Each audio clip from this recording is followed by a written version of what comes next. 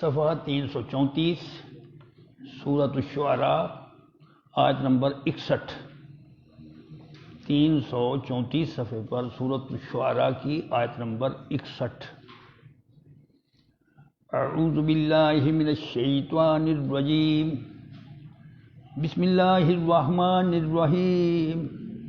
فلما تراءى الجمعان قال أصحاب موسى إنا لمدركون قال كلا إن معي ربي سيهدين فأوحينا إلى موسى أن اضرب بعصاك البحر فانفلق فكان كل فرق كالطود العظيم وأزلفنا ثم الآخرين وأنجينا موسى ومن معه أجمعين ثم أغرقنا الآخرين إن في ذلك لآية وما كان أكثرهم مؤمنين وإن ربك لهو العزيز الرحيم صدق اللہ العظیم۔ حضرات مکرم، اوپر والی آیات کے اندر جو بات ہو رہی تھی ربط کلام کے تسلسل کے لیے اتنا عرض کر دوں کہ حضرت موسیٰ علیہ السلام راتوں رات بنی اسرائیل کو لے کر نکل آئے بحیرہ کلزم کی طرف۔ بحیرہ کلزم جس کو ریڈ سی کہتے ہیں انگریزی میں، وہاں آ گئے۔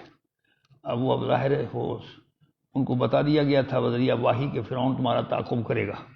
اگلے دن فرعون کو پتہ لگا تو اس نے مختلف شہروں کے اندر اپنے ہرکارے بھیجے، لوگوں کو جمع کیا، لشکر تیار کیا بنی اسرائیل کے تعاقب کے لیے کہ اس کو واپس لے آتے ہیں، وہ ہماری اجازت کے بغیر بھاگے کیوں۔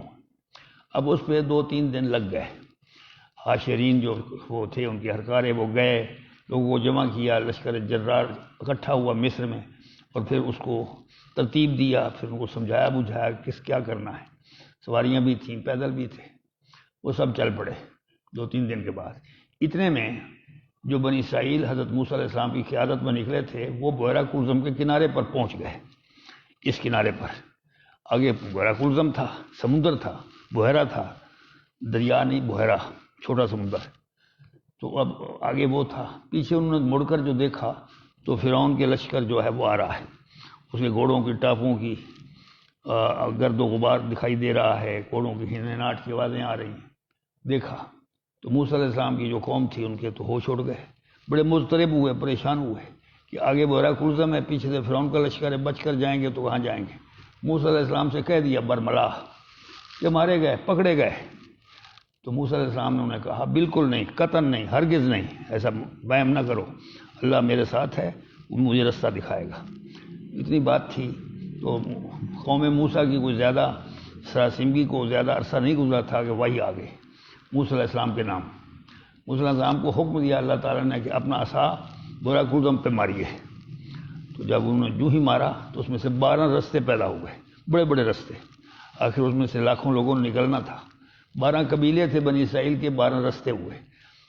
یوں ترتیب یوں تھی کہ سمندر پھٹا ایک جگہ سے نہیں، 12 جگہ سے پھٹا، اور درمیان میں سمندر جو ہے اس کا جو پانی تھا وہ ایسے بن کر جیسے چٹان ہوتی پہاڑ کی، کتب آیا الطود العظیم، تو ایسے وہ کھڑا، پھر ایک بہت بڑا رستہ، پھر سمندر کا وہ پانی جو ہے وہ الطود العظیم، پھر رستہ، پھر پانی، پھر رستہ، پھر درمیان میں پانی ایسے کھڑے ہوا تھا جیسے کو کسی نے پہاڑ کھڑا کر دیا ہو۔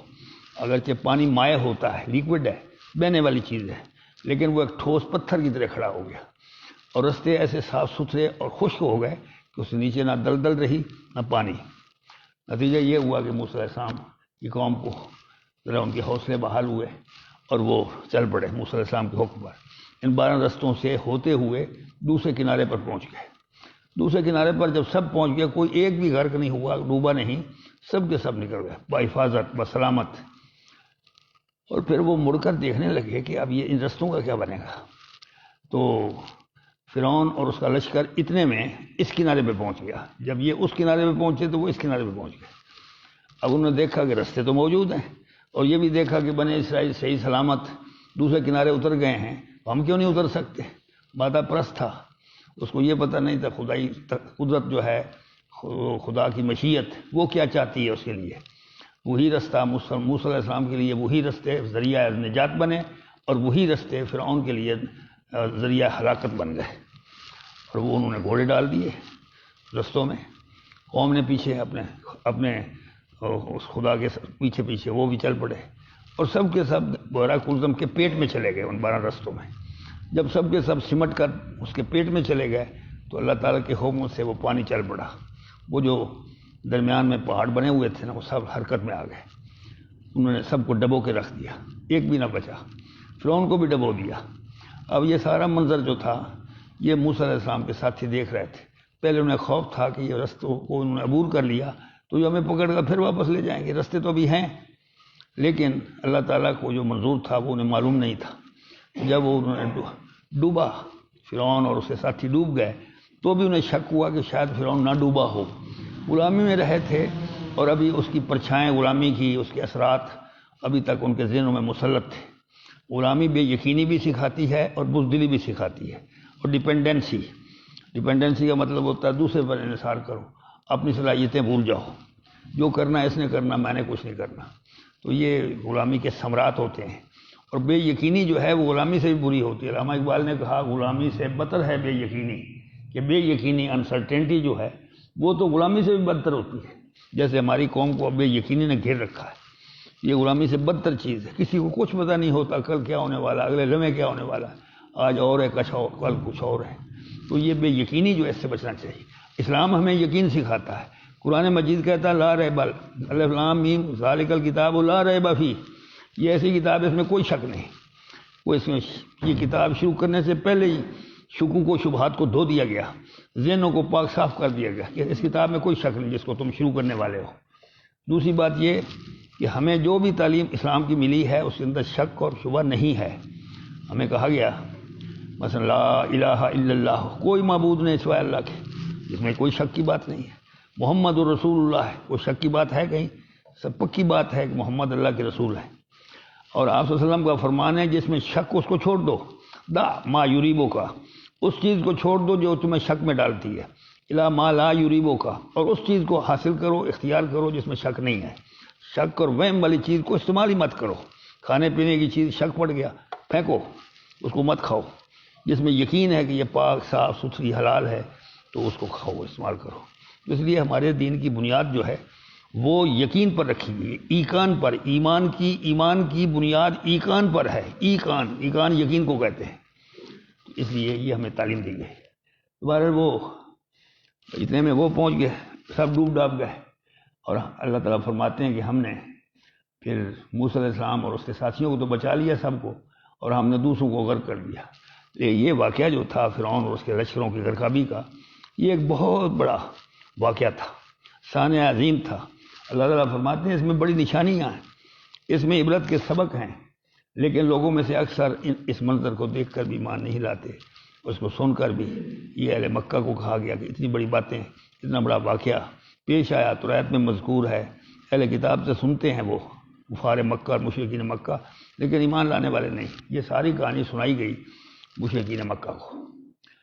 فرماتے ہیں فلما، پھر جب، لما کا معنی جب، لما جب ماضی کے پہلے آیا تو اس کا معنی جب ہوتا ہے۔ فلما ترا، جب دونوں جماعتوں نے، جمعان یہ تصنیع کا صیغہ، دو کے لیے بولتے ہیں، جمعن جمعان، جب دونوں جماعتوں نے، موسیٰ علیہ السلام کے ساتھیوں نے اور فرعون کے لشکروں نے، دونوں جماعتوں نے ترا ایک دوسرے کو دیکھ لیا، فاصلہ اتنا کم رہ گیا کہ یہ ان کو دیکھ رہے ہیں کہ آ رہے ہیں تعاقب میں، وہ ان کو دیکھ رہے ہیں کہ بحیرہ کلثم کے کنارے کھڑے ہیں، دونوں نے ایک دوسرے کو ترا تفاعل کا باب ہے، ایک دوسرے کو دیکھنا ہوتا ہے اس کا معنی۔ تو فرمایا کہ جب دونوں جماعتوں نے، دونوں گروہوں نے ایک دوسرے کو دیکھ لیا تو قال اصحاب موسیٰ، تو موسیٰ علیہ السلام کے ساتھیوں نے کہا موسیٰ علیہ السلام سے خطرے کو بھانپ کر، کہنے لگے انا لمدرکون، ہم پکڑے گئے، وی آر کاٹ، پکڑے گئے، ہمیں مارے گئے، مدرکون، ادرک کا یدرک کو ادراک سے بنا ہے، ادراک میں نہ حاصل کرنا۔ انسان کے ذہن میں ایک قوت ہوتی ہے جس کو قوت مدرکہ کہتے ہیں، جو چیزوں کو سمجھنے، اس کا ادراک کرنے کے قابل ہوتی ہے، تہ تک پہنچنا، بات کی ماہیت کیفیت کو جان لینا، اس کو قوت مدرکہ کہتے ہیں، وہ ذہن میں ہوتی ہے۔ تو اس کا معنی پانا، قرآن مجید میں آتا ہے کہ اللہ جو ہے یدرک الابصار، وہ آنکھوں کو پا سکتا ہے، لیکن لا تدرکہ الابصار، لیکن اللہ کی ماہیت اور کیفیت کو آنکھیں نہیں پا سکتی، کیونکہ اللہ تعالیٰ کی ذات جو ہے وہ آنکھوں اور دماغ میں آنے والی چیز نہیں ہے۔ تو فرمایا کہ انہوں نے یہ موسیٰ علیہ السلام کے سامنے کیا کہ مارے گئے، پکڑے گئے، کا مطلب یہ تھا کہ آگے بحیرہ کلزم، پیچھے فرعون ہے، بچ کر تو جائیں گے کہاں۔ تو ساتھ ہی موسیٰ علیہ السلام سے کہہ بھی دیا کیا مصر میں زمین تنگ ہو گئی تھی ہماری قبروں کے لیے کہ تم ہمیں وہاں سے نکال کر گھروں سے جہاں بحیرہ کلزم کے کنارے لے آیا، اب یہاں یہ ہمیں قتل کریں گے، واپس لے جائیں گے قتل کر کے، پھر بھی قبریں بننی ہیں۔ تو یہ تو بڑی ایک ذلت اور رسوائی کی بات ہو گئی۔ یہ بات جب موسیٰ علیہ السلام نے سنی تو وہ پیغمبر تھے، ان سے اللہ کا وعدہ تھا، کہنے لگے قالا کلا، کہنے لگے ہرگز نہیں، کلا ہرگز نہیں، قطعاً نہیں، بالکل نہیں، ناٹ ایٹ آل، یہ ہو ہی نہیں سکتا کہ وہ تمہیں پکڑ لے، کیونکہ اللہ نے میرے ساتھ وعدہ کیا ہے کہ میں تمہارے ساتھ ہوں، اللہ کی اعانت میرے ساتھ ہے، وہ مجھے نہیں چھوڑے گا۔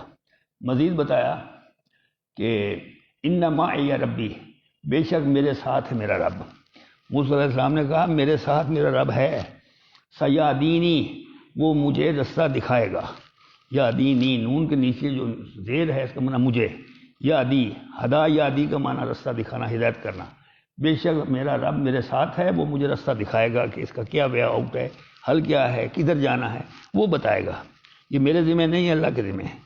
بھائی اتنی سی بات ان کو کہہ کر تسلی دلوا دی، لیکن پھر بھی اضطراب موجود تھا موسیٰ کی قوم کی، کوئی بات غلامی والی۔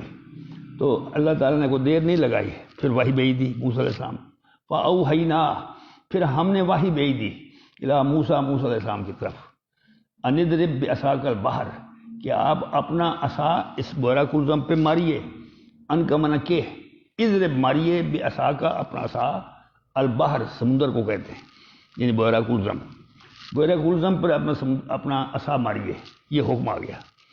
اب یہ عصا کی ایک اور معجزہ تھا جو موسیٰ علیہ السلام کے ہاتھوں رونما ہوا۔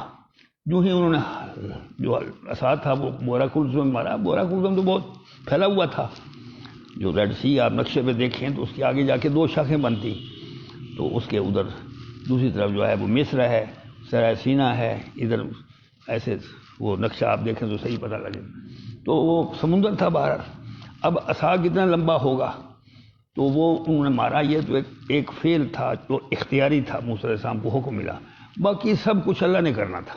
جو ہی وہ عصا مارا سمندر پر تو سمندر کے اندر تو انقلاب آ گیا، سمندر پھٹ گیا جگہ جگہ سے، 12 جگہ سے پھٹا، 12 کشادہ خشک رستے بن گئے، اس کی کیچڑ دلدل، اس کا پانی جو طے میں ہوتا ہے وہ بھی ختم ہو گیا، اور پانی جو ہے وہ سمندر پہاڑ کی چٹانوں کی طرح وہ کھڑا ہو گیا، رک گیا، جیسے کوئی پتھر کا بنا ہوا ہو، اور کوئی ایک چیز، ان کا پاؤں بھی گیلا نہ ہوا، ان کی جو زینیں تھی گھوڑوں کی وہ بھی نہ ہوئی، فلاں فلاں علماء نے بہت کچھ لکھا۔ تو اس کا نتیجہ یہ ہوا کہ فن فلکا، دریا پھٹ گیا، ان فلک ین فلک کو انفلاک، پھٹنا، پھٹ گیا وہ دریا سمندر، فکانا کل فرقن، اور اس کا ہر حصہ، فرقہ مانا جگہ جگہ، 12 جگہ سے پھٹا تھا، تو کل فرقن، ہر جو اس کا حصہ تھا، کالطود العظیم، وہ ایک عظیم پہاڑ کی طرح ہو گیا۔ طود کا مانا پہاڑ، کل جبل ہے، کل جامل شامخ، عربی تفسیر نے لکھا کہ اونچے پہاڑ کی طرح ہو گیا گہرائی کی وجہ سے، تو طے پہندا تو اس کا نیچے تھا، تو وہ کھڑا ہو گیا تو وہ پہاڑ کی طرح نظر آنے لگا۔ یہ اس عصا کی برکت تھی اور اللہ تعالیٰ کی قدرت تھی۔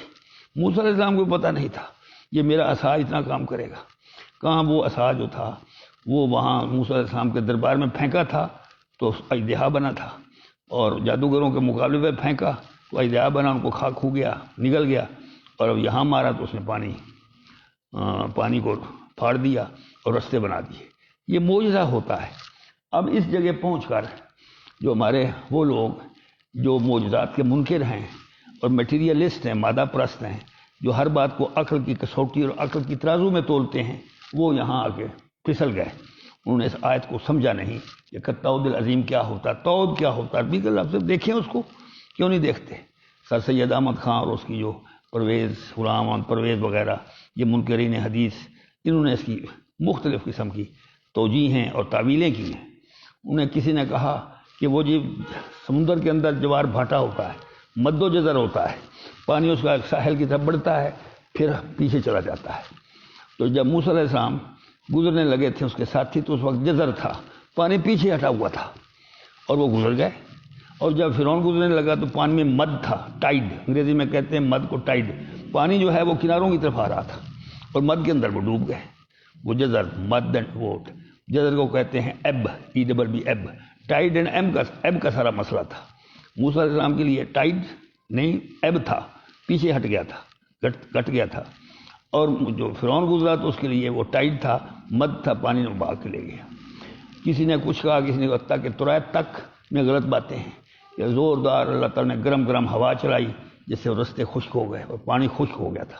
کوئی کتود العظیم کی طرف وہ بھی نہیں جاتے۔ تو اتنا موٹا لفظ ہے تود، جس کو ڈکشنری میں دیکھو، کہیں دیکھو کہ عربی میں تود کا لفظ کیا ہوتا ہے، اس کا کیا معنی ہے۔ سب نے جبل لکھا ہے، کسی نے کل جبل العظیم کہا، کسی نے لکھ دیا کل جبال الشامخہ، اونچے اونچے پہاڑوں کی طرح وہ 12 پولیاں وہ تودے بن گئے، جیسے کھڑے ہو گئے۔ تو اس لیے یہ بات خاص طور پر معجزہ تھا۔ وہ کہتے ہیں یہ عقل اس کو نہیں مانتی، تو معجزہ عقل میں آتا کب ہے؟ کوئی معجزہ بھی عقل میں نہیں آتا، سیدھی بات ہے۔ عقل کے چھوٹی پہ کوئی معجزہ پورا نہیں اترتا۔ معجزہ کا معنی ہوتا ہے عاجز یعجز، اعجاز، عاجز کر دینے والا۔ وہ تو انسانی عقول کو، انسانی عقلوں کو عاجز کر دیتا ہے۔ تو وہی سا جو ہے وہ سانپ بن جاتا تھا، یہ کب سمجھ آیا تھا؟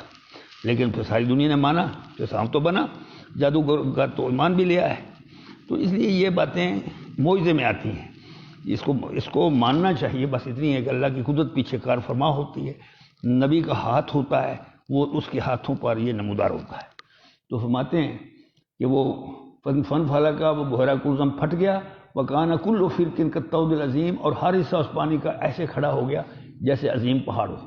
وازلفنا ثم الاخرین، ازلفنا، ازلف یزلف، ازلاف قریب کرنا، جیسے قرآن میں وَإِذَا الْجَنَّةُ أُزْلِفَتْ، جب جنت کو متقین کے قریب کر دیا جائے گا قیامت کے دن، ازلفت، تو ازلفنا ہم نے قریب کر دیا، سما اس موقع، اس محل پر، اس جگہ پر جہاں یہ واقعہ رونما ہو رہا تھا، معجزہ ہوا تھا، اس جگہ ہم نے قریب کر دیا کن کو؟ الاخرین، دوسروں کو۔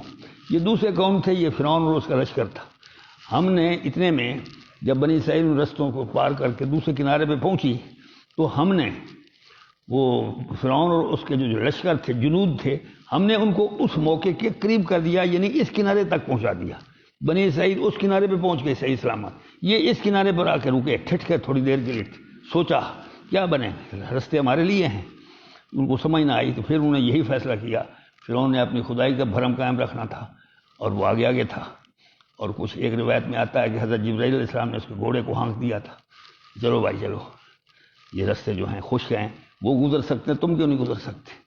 تو پھر سارے پیچھے اس رعایت بادشاہ کا کلمہ پڑتی ہے، اس کے پیچھے وہ بھی چلے گئے، ہم تو ڈوبے ہیں صنم، تمہیں بھی لے ڈوبیں گے۔ وہ بھی ڈوبا، وہ بھی ڈوب گئے۔ تو اس طریقے سے یہ وہ رستوں کے اندر چلے گئے۔ تو فرماتے ہیں ہم نے پھر فرعون اور اس کے لشکر کو، یعنی دوسروں کو اس کے قریب کر دیا۔ سما کا معنی وہاں، ہنالے کا اس کا ترجمہ کیا دیر۔ ہم نے اس جگہ پر، اس سپاٹ پر جہاں یہ 12 رستے بنے ہوئے تھے، اس سپاٹ پر ہم نے دوسروں کو قریب کر دیا، اس کنارے پہ لے آئے۔ وَأَنْجَيْنَا مُوسَىٰ، اور ہم نے موسیٰ علیہ السلام کو نجات دے دی، بچا لیا۔ انجینا، انجا ینجی، انجا انفعال کا باب ہے، نجات دینا، بچا لینا۔ ہم نے بچا لیا موسیٰ علیہ السلام کو، وَمَن مَّعَهُ اجمعین، اور جو اس کے ساتھی تھے سب کو۔ اجمعین کا مطلب ایک بھی غرق نہیں ہوا، ایک بھی ڈوبا نہیں ہے، کوئی نقصان نہیں ہوا، کسی کوئی چیز گری نہیں ہے جو ساتھ لائے تھے سامان وغیرہ۔ تو ہم نے موسیٰ علیہ السلام اور اس کے ساتھیوں کو، مَن مَّعَهُ، جو اس کے ساتھ تھے، اس کی معیت میں تھے، اس کی رفاقت میں تھے، ان کے ساتھیوں سب کو ہم نے بچا لیا غرق ہونے سے۔ ثم، پھر ہم نے اغرقنا الاخرین، ہم نے غرق کر دیا دوسروں کو۔ الاخرین سے مراد فرعون اور اس کے لشکر، اوپر بھی آیا اغرقنا، اغرق کا یغرق کو اغراق، کسی کو ڈبو دینا، وہ ہم نے پھر ان کو ڈبو دیا۔ تو رست ڈبویا کیسے؟ جب وہ پیٹ میں چلے گئے اس کے بحیرہ کلثم کے، تو پانی کو حرکت دے دی ہم نے، تو وہ چل پڑا، ہمارے حکم کے تابع تھا۔ جب چلا تو سب کے سب ڈبکیاں کھانے لگے۔ اب وہ جو تھا نا، اس کو بنی اسرائیل کو شک پیدا ہوا، شاید فرعون نہ ڈوبا ہو، خدا کہلواتا تھا، ہو سکتا ہے نہ ڈوبا ہو، باقی ڈوب گیا۔ تو اللہ تعالیٰ نے اس فرعون کی لاش کو لہروں کے ذریعے سے اچھال کر کنارے پہ پھینک دیا، جس کو وہ دیکھ سکتے تھے دوسرے کنارے سے، وہ فرعون کی لاش ہے، جس کا سورۃ یونس میں ذکر بھی ہے، الیوم ننجی کا ببدنے کا، آج یہ دن ہم تیرے بدن کو نجات دے دیں گے، بچا لیں گے۔ کیوں بچا لیں گے؟ عبرت کے لیے، وہ ابھی تک موجود ہے۔ تو اس طرح سے بنی اسرائیل کو یقین آیا، ورنہ وہ پھر بھی شک میں گرفتار تھے. میں نے بتایا غلامی شکوک پیدا کرتی.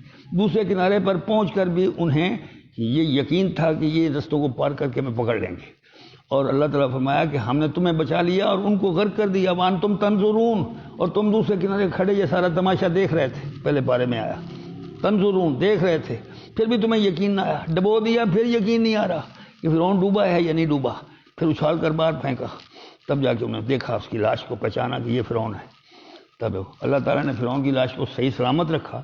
ذرہ برابر نقصان، صرف تفسیروں میں آتا ہے فرعون کی ناک کی جو نوک ہے اس کو ایک مچھلی نے کھا لیا تھا نوک سے آگے، تاکہ پتہ لگے کہ یہ نکٹا خدا ہے. ناک کی نوک کو کھا لیا، کتر لیا مچھلی نے، ورنہ پوری لاش صحیح سلامت اٹھا کے باہر پھینک دی اور پھر اس کو دفن کر دیا گیا. تو پھر تو بڑے عرصے بعد جا کے دریافت ہوا ہے. انگریزوں نے دیکھا یہ سورۃ یونس کی اس آیت کو، الیوم ننجی کا بدنہ کا، ہم تیرے بدن کو بچا لیں گے عبرت کے لیے.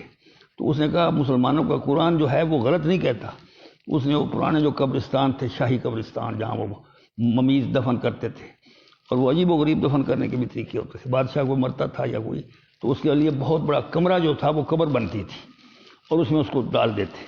اس کے جو غلام نوکر چاکر ہوتے تھے جو دنیا کے اندر اس کی خدمت کرتے تھے، ان کو بھی قتل کر کے اس کے اندر دفن کر دیتے اس کمرے میں. وہ سونے چاندی کے جو برتن ہوتے تھے جس میں بادشاہ جو ہے اس کی خدمت ہوتی تھی، وہ برتن بھی اس میں دفن کر دیتے. اس طریقے سے ان کی قبریں ہوتی تھیں بادشاہوں کی اور بڑوں کی. تو وہ لاش کو ممیفائی کر دیتے تھے، حنوط کر دیتے تھے. وہ اس پر کیمیکل ایسا لگایا کہ وہ گلنے سڑنے سے بچ جاتی تھی. تو وہ جو تو انہوں نے انگریزوں میں سے، مجھے اس کا صحیح نہیں نام یاد نہیں ہے کہ کس نے کہا یہ مسلمانوں کا قرآن مجید سچا ہے، وہ جھوٹا نہیں ہو سکتا. اس آیت کے سہارے اس نے اس کو جب کھودا نکالا تو فرعون کی لاش نکل آئی، اور وہ اب تک موجود ہے عجائب گھر میں. مصر کے عجائب گھر میں لوگ جاتے ہیں، سیاح ان کو جا کر دیکھتے ہیں. یہ ہے وہ فرعون جس نے موسیٰ کا مقابلہ کیا تھا. تو اس لیے یہاں فرمایا ہوا کہ ثم اغرقنا الآخرین، پھر ہم نے ان کو سما. یہ سما اور سما میں فرق ہے، اوپر سما ہے نیچے سما ہے. سما میں نہ پھر، سما میں نہ وہاں اس مقام پر. فسما وجہ اللہ اینما تولوا فسما وجہ اللہ قرآن مجید میں آتا ہے. تم جدھر بھی منہ کرو گے ادھر اللہ تعالیٰ ہے. سما وجہ اللہ ادھر دیر. تو ثم اغرقنا الآخرین، ہم نے دوسروں کو غرقاب کر دیا، ڈبو دیا. ان فی ذلک لآیہ، بے شک اس واقعے کے اندر بڑے نشانات ہیں، عبرت کی نشانی ہے. نشانی کیا نشانی ہے؟ آپ ذرا غور کریں کہ جس سال فرعون نے قتل کرنا تھا موسیٰ علیہ السلام کو پیدا اسی سال کیا. پھر جس نے قتل کرنا تھا اس گھر کے اندر اس کو پالا، 30 سال تک رکھا شاہی محل میں موسیٰ علیہ السلام کو. 30 سال کے تک بڑا عرصہ ہے وہ رہا. تو اس کے بعد وہ 10 سال کے لیے مدین چلے گئے، واپس آئے، پنگوڑی ملے، پھر پیچھا پڑ گیا فرعون اس کے عمراء وزراء کے ساتھ. پھر اس کی ذلت و رسوائی کا سامان. پھر اس کے بعد وہاں سے نکلے تو جب دیکھا کہ یہ مسئلہ درمیان میں بہت سی باتیں ہیں جو اور جگہ ہیں، وقت اجازت نہیں دیتا، تو اس طرح موسیٰ علیہ السلام جو ہے اس کا یہ واقعہ جو عبرت کا ہے کہ کس طرح ایک کمزور جماعت کا ایک شخص جو ہے، اس ایک شخص اللہ کی اعانت سے، اللہ کی نصرت سے وہ اس ظالم اور مستبد بادشاہ پر غالب آیا اور اس کو ڈبو کے رکھ دیا. یہ اللہ کی قدرت ہے کہ وہی رستے اس کے لیے ذریعہ نجات بن گئے اور ان دوسروں کے لیے ذریعہ ہلاکت بن گئے. یہ اللہ کی قدرت ہے. کمزوروں کو طاقت دینا، طاقتوروں کو کمزور کرنا، یہ اللہ بات. عز و من تشاء و تذل من تشاء، جس کو چاہتا ہے وہ عزت دیتا ہے، جس کو چاہتا ہے ذلت دیتا ہے. یہ اس میں نشانی ہے سب سے بڑی. اور وما کان اکثرہم، لیکن لوگوں میں سے اکثر جو ہیں وہ مومنین نہیں ہیں، ایمان نہیں لاتے. فرعون کی قوم میں سے کوئی ایمان نہیں لایا، صرف ان کی بیوی حضرت عائشہ ایمان لائی تھی جو جنت میں جائے گی، اور اس کو بھی فرعون نے خوب ظلم و ستم کر کے مار ڈالا، ہلاک کر دے، چومیخا کر دے وہ. ورنہ ایک شخص اور تھا کوئی ایمان لایا تھا، اس سے زیادہ نہیں، 2-4 بندے آئے تھے جو سورۃ یونس میں آتے ہیں. تو فرعون کے ڈر سے ایمان نہیں لاتے تھے. تو فرمایا کہ ان میں سے اکثر لوگوں میں سے ایمان لانے والے نہیں ہیں اتنے بڑے واقعات دیکھ کر بھی. اور یہودیوں کا واقعہ ہے یہ. ظاہر ہے کہ موسیٰ علیہ السلام کو مارنے والے یہودی تو ہیں، توریت کو مارنے والے یہودی تو ہیں، وہ بھی اتنے بڑے واقعات کو دیکھ کر کے مسلمانوں کے قرآن مجید میں یہ بیان ہوا ہے، وہ پھر بھی اس پر ایمان نہیں لاتے. اور فرمایا کہ وَإِنَّ رَبَّكَ، اے پیغمبر صلی اللہ علیہ وسلم، بے شک آپ کا رب جو ہے لَهُوَ الْعَزِيزُ الرَّحِيمُ، وہ عزیز بھی ہے، رحیم بھی ہے. عزیز زبردست اور طاقت کمال قوت کا مالک ہے. ان کے لیے جو اللہ تعالیٰ کے دشمن اور معاند ہیں، جو مخالف ہیں، ان کے لیے عزیز ہے، اور جو اللہ کو ماننے والے ہیں ان کے لیے رحیم ہے۔ تو فرعون اور اس کے لشکر کے لیے تو اللہ تعالیٰ کا جو نام ہے العزیز، زبردست، کمال قوت کا مالک، کہ ایک فرعون کے لشکر کی ایک بھی نہ چلی، سب غرقاب ہو گئے۔ اور الرحیم، موسیٰ علیہ السلام کی قوم پر چونکہ ایمان لائے تھے اس لیے اللہ ان پر رحیم تھا۔ تو اللہ تعالیٰ کی رحیم کی صفت جو ہے وہ ماننے والوں کے لیے ہے، اور عزیز ان کے لیے جو اس کی دشمنی کرتے ہیں، اناد رکھتے ہیں، پیغمبروں کی مخالفت کرتے ہیں، اس کے احکام پر عمل نہیں کرتے۔ یہ اس کے اندر سبق موجود ہے۔ تو ہمارے لیے یہی ہے کہ اللہ تعالیٰ قادر و قیوم ہے، اللہ تعالیٰ ہمہ مقتدر ہے، آل مائٹی ہے، آل مائٹی، ساری طاقتیں، قوتیں، قدرتیں اس کے پاس ہیں، اور باقی ساری دنیا، پوری کائنات جو ہے وہ اس کی مخلوق ہے، کمزور ہے اس کے احکام کے سامنے۔ اس لیے اللہ تعالیٰ سے ہی رابطہ کرنا چاہیے۔ تو اللہ تعالیٰ اپنے دوستوں کو دشمنوں کے ہاتھوں نہیں مرواتا۔ یہ شیخ سعدی رحمۃ اللہ علیہ یہی کہتے ہیں، محال استقو دوست دارد ترا بدر دست دشمن گزارت ترا۔ یہ ہو نہیں سکتا کہ اللہ تمہیں دوست رکھتا ہو اور پھر دشمن کے ہاتھوں میں دے دے، لو جی تم نپٹو اس سے۔ موسیٰ علیہ السلام اللہ کے دوست تھے، ایمان لانے کی وجہ سے بنی اسرائیل موسیٰ علیہ السلام کے دوست بن گئے۔ موسیٰ علیہ السلام اللہ کے دوست تھے، نبی ساری، تو اللہ تعالیٰ تو ہمارا دوست ہے۔ کیا سوال پیدا ہوتا ہے کہ ہم بھی اللہ کے دوست ہیں یا نہیں؟ اللہ ہے ہمارا، اللہ ولی الذین آمنوا، اللہ تعالیٰ اہل ایمان کا دوست ہے۔ یخرجہم من الظلمات الی النور، وہ گمراہی کی طریقوں سے نکال کر ہدایت کی روشنی میں لے آتا ہے۔ تو وہ تو ہے ہمارا ولی الذین آمنوا، اہل ایمان کا دوست۔ کیا ہم بھی اللہ کے دوست ہیں؟ ہمیں اپنے گریبان میں جھانکنا چاہیے کہ ہم اس کے احکام بجا لاتے ہیں تو پھر ہم اللہ کے دوست ہیں، اور اگر ہم ان کے احکام کا مذاق اڑاتے ہیں، اس کی مخالفت کرتے ہیں، اس پہ پابند نہیں رہتے اور اس پر عمل نہیں کرتے، تو پھر دوستی کہے گی۔ یہ دوستی جو ہے یہ 2 وے ہے، 1 وے نہیں ہے کہ اللہ تو ہمیں دوست رکھے اور ہم دوست نہ رکھے، پرواہی نہ کریں۔ یہ نہیں ہو سکتی۔ محبت اور دوستی جو ہے یہ 1 وے نہیں ہوتی ہے، دونوں طرفین سے ہوتی ہے۔ محبت میں کیا، جیسے وہ کہتے ہیں کہ محبت میں ترشی گوارا ہو کب، جو محبت میں سختی گوارا ہو کب، جو پڑ جائے ترشی پھٹے دودھ سب، کہ دودھ بھی ایک بالٹی ہو، اس میں ترشی لیموں کا ایک قطرہ اس میں ڈال دیں تو سارا دودھ پھٹ جائے گا، وہ دودھ نہیں رہے گا۔ تو وہ ترشی کیا چیز ہے؟ یہ مخالفت ہے۔ تو ہمارے اللہ کے احکام کے اندر ہماری جو روح گردانی ہے، اس کی ترشی جب داخل ہوتی ہے اس دوستی میں تو وہ سارا دودھ پھٹ جاتا ہے، پھر ہمارا جو تعلق اللہ سے ہے وہ خطرے میں پڑتا ہے۔ لیکن اللہ چونکہ رحیم ہے، پھر بھی وہ ہمارے ناکامیوں، ہماری نامرادیوں، ہماری روح گردانیوں، ہماری نافرمانیوں، حکم عدولیوں جو سب کو دیکھتا ہے، علیم ہے لیکن حلیم ہے، بردبار ہے، برداشت کرتا ہے، نہ ہماری روزی بند کرتا ہے، نہ ہمیں کوئی تکلیف ہے۔ یہ اللہ کی رحمت ہے، اور اس کی رحمت ہر چیز پہ چھائی ہوئی ہے، حتیٰ کہ اس کی غضب پر بھی اللہ کی رحمت چھائی ہوئی ہے، دوزخ پر بھی اللہ کی رحمت چھائی ہوئی ہے۔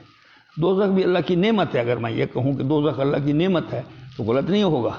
اللہ تعالیٰ نے سورۃ الرحمن میں 8 جگہ یہ فرمایا، 31 دفعہ آیا، فَبِأَيِّ آلَاءِ رَبِّكُمَا تُكَذِّبَانِ، تم کس نعمت کو جھٹلاؤ گے؟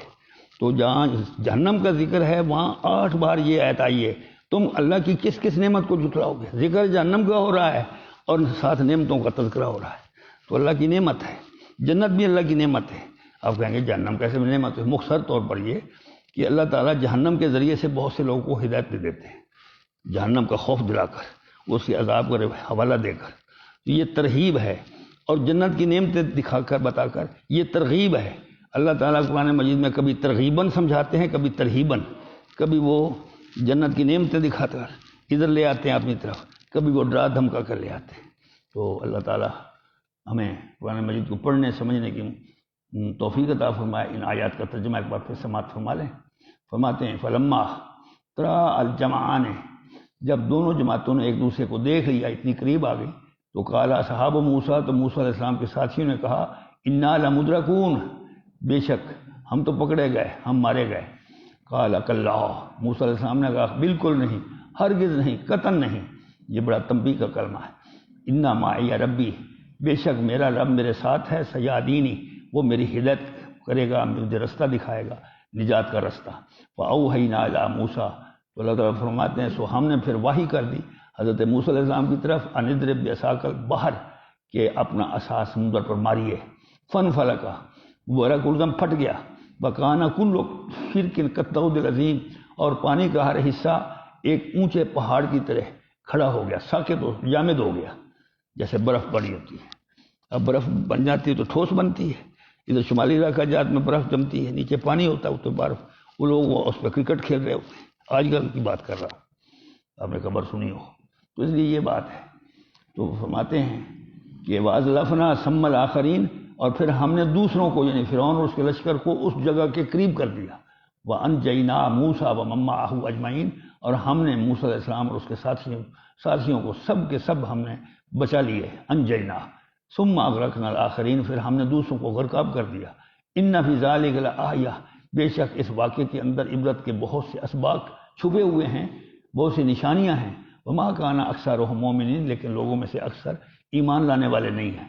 وَإِنَّ رَبَّكَ لَهُوَ الْعَزِيزُ الرَّحِيمُ، اور بے شک اے پیغمبر صلی اللہ علیہ وسلم، آپ کا رب جو ہے وہ کمال قدرت کا بھی مالک ہے، کمال قوت کا اور کمال رحم کا مالک ہے۔ اللہ تعالی ہمیں قرآن مجید پڑھنے، سمجھنے اور عمل کی توفیق دے۔